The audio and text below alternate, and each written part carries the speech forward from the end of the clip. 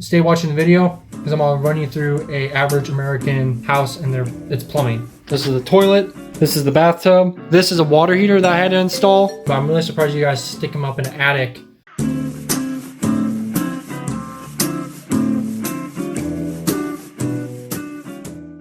Hey everyone, welcome back. It is time for another reaction video today. Today's video is going to be kind of a follow-up to a video I did about a week ago on the UK versus US plugs. It was a very interesting topic, a really good video. I really enjoyed learning about the differences and then showing you guys kind of what we do in the US. Today's video is going to be kind of the same. It's going to be another one from Tom Scott. He's going to explain why you guys have separate hot and cold taps. Keep watching the video because I'm going to actually take you through my house and kind of show you some of the basic average American plumbing and fixtures that we have over here, because my house is for sure pretty average. With that being said, make sure you guys like, share, subscribe, turn on notifications to stay up to date whenever there's new content on the channel. Other than that though, guys, love you guys. You guys are amazing. Also, when I hit 10K, I'm going to try to do a Q&A live stream. That way you guys get to know me better, and then I can get to know you guys a little bit better. Other than that, though, we're going to just get right into it and see why you guys do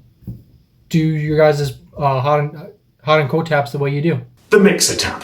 Brilliant invention, and yet something that seems to have passed Britain by. You'll get Americans coming over here and asking why our taps look like they're from the 1940s. And even here, in my parents' bathroom, I'm visiting my folks this weekend, they just had a new bathroom put in. Separate hot and cold taps.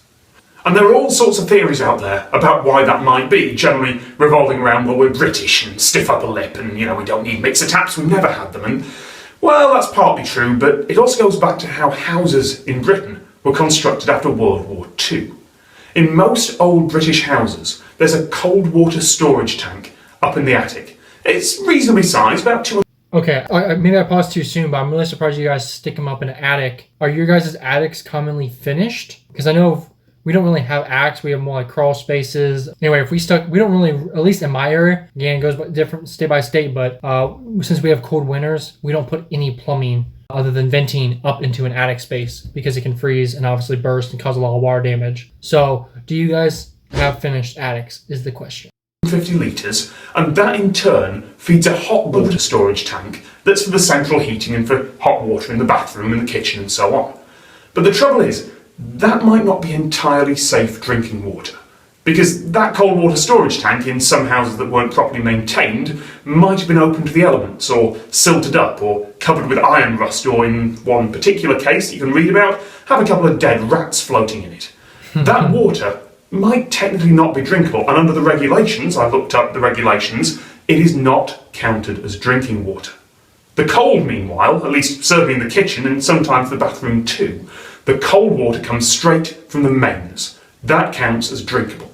So here's the thing, you have cold, safe, the regulations call it wholesome drinking water, and you have, well, almost certainly safe, but not technically, not legally under the regulations, hot water.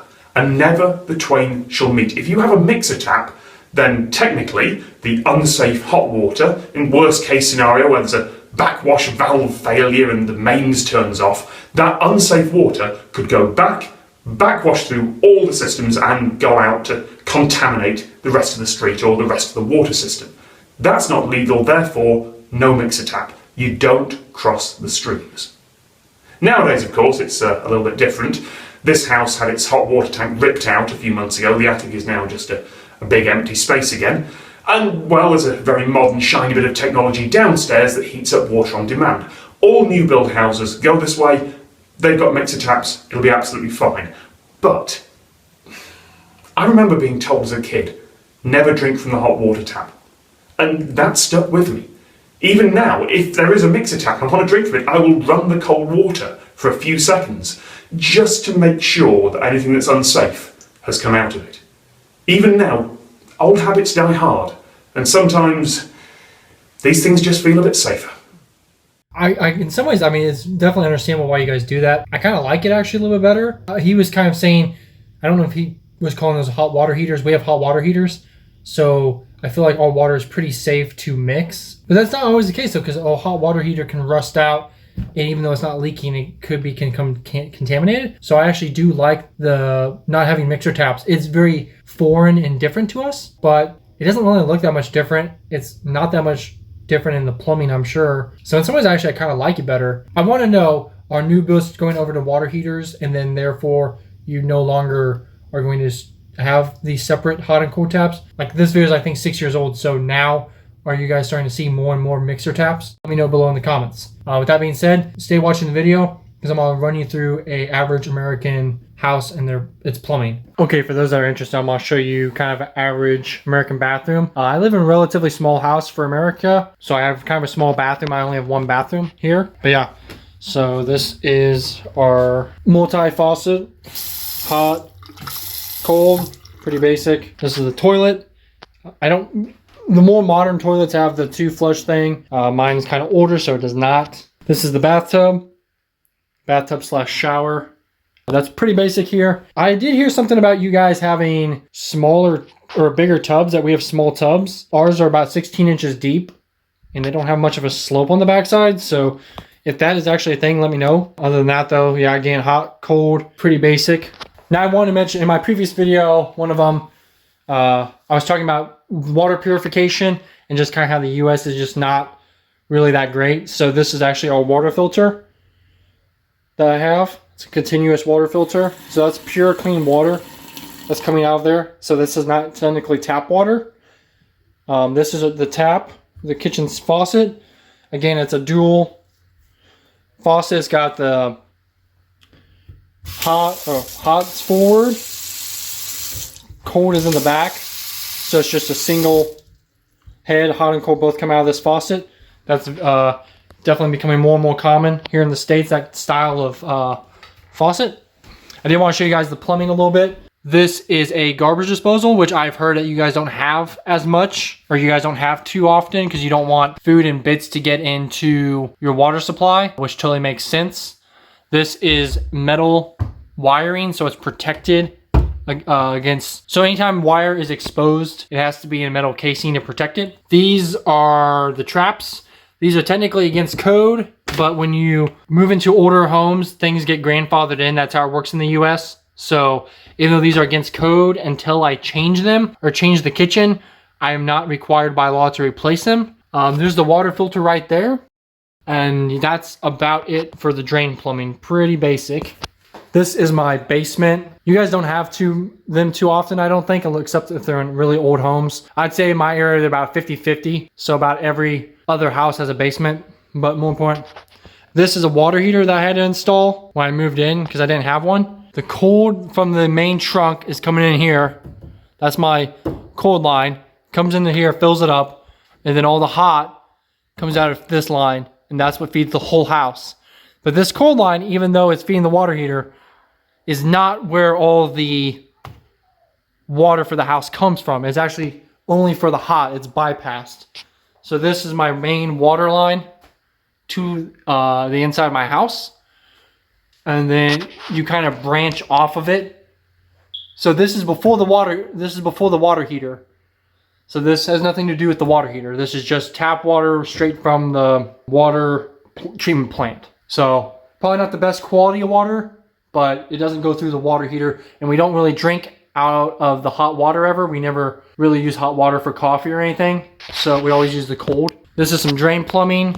Again, like I said, my house is older, it's built in the 1950s. These old galvanized lines are outdated. They should be replaced, but again, I will reiterate, by code, I do not have to replace them until I do something to fix it or change it. I am not required to do anything about it. I will point out my electrical box real fast. This is kind of a shout out to the other video. The wires do look very scary, I will say that. Again, though, it's in a basement and unfinished area, so it's not as critical down here, but if this was in a wall, the wires would be much neater and stapled and secured, whereas down here they're not. But that is our breaker box. That's pretty common in America. Again, since this is in a basement, all my water lines are just kind of tacked up underneath the joist to the upstairs. That's my AC line right here, because we have hot summers for like 3 months, so we need AC. This is a standard gas furnace, pretty basic. This is more of the water lines, and it goes over to this. This is the drain lines for the sewer, for the bathroom that I showed you upstairs. It's It's PVC to old cast iron. I'm planning on doing a bathroom down here. So I'm going to be replacing all this with PVC plumbing. Again, when I go to change this, I will have to pull a permit. I will have to do it up to code. I will have to have it inspected, and I will have to pay for all the permits and inspections. So once you go to change something, you do have to have it done by code. This house is actually old enough to show these old galvanized lines. These are actually used to be for supply water. They're definitely done away with because galvanized is not healthy to drink out of. So thankfully, we do not drink out of these. One thing that I'm kind of against in America is how wasteful we all. I just want to point out, this is a bathroom vanity in a toilet that I got from a job, and I'm going to be putting a bathroom down here. So these actually would have been thrown away and trashed if I had not taken the time to salvage them. There's nothing wrong with them other than that the people were trying to update them. That's about it for the plumbing aspect. So yeah, that was pretty much just kind of a basic average house. The plumbing, a lot of times, if you don't have a basement, it's all in the crawl space, and it's not as easy to see or accessible to work on. It becomes kind of a pain. Other than that though, yeah, that's just pretty average American house plumbing, residential. Commercial is a whole different scenario. In some ways, actually, I really do like your guys' system better on the double taps, because I know a lot of times those water heaters, they last like 10 years, but they will rust on the inside. The only thing is we don't really drink any hot water, but I do, like Tom Scott was saying about the hot and the cold mixing from the same tap. I definitely understand that. Now, if you do a endless hot water heater, which I think is what Tom was showing in your guys' video, which is becoming more and more common here, then you kind of do away with that because you're not having water just set in a tank. Probably the better way to go. Anyway, other than that, guys, I hope you enjoyed the video. I hope I made sense, and I hope that you guys can kind of see what was going on. Let me know what you guys think about it in the comments. And if you guys would like to see more just kind of houses or just actual American stuff, just let me know, and I'll try to get some videos going to show you guys stuff in America. Other than that though, guys, you guys are amazing. Just the support on this channel has been amazing. Cannot thank you guys enough. With that being said, have a great day, and I will catch you guys next time.